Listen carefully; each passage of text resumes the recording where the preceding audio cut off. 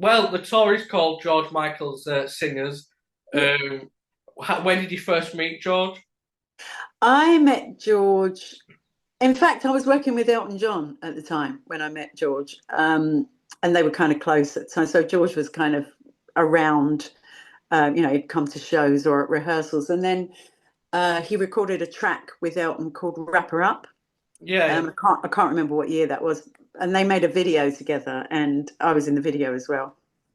And me and George got chatting, and I think we just connected, and he just I didn't even know he'd noticed that I was the singer, because it was obviously we were doing a video, so I could have been miming or whatever. He didn't know what I sounded like, but clearly he'd been doing his homework.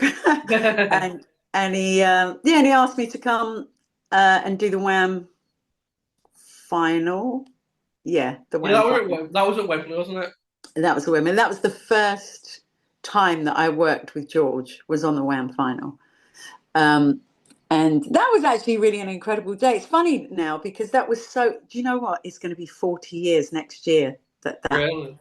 That's a yeah. I was only 8 when I did that show. um, so yeah, it was weird because nowadays when you go to like a massive show like that, it's such a big production. Like if you see a Beyonce or something, that it's all production.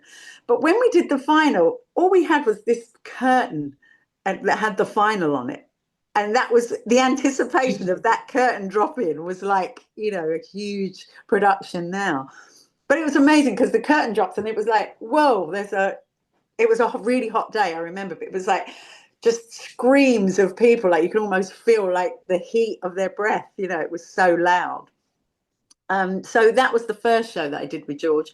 And then after that, he asked me to record with him he was doing a solo album, which was Faith. And he asked me to come and sing on Faith. So, and then obviously I've worked with him throughout his career from that point, which I'm very grateful for. So the day of the final Wham gig, you didn't know you was going to be working with him after that then? No, I just thought, I didn't know what he was doing. I didn't realize he was, I mean, I know he was doing a solo thing, but, I didn't think for a minute, he was going to ask me to do it. I mean, literally, I was the only singer that he used on that album and Yeah. on Listen Without Prejudice, actually, both albums.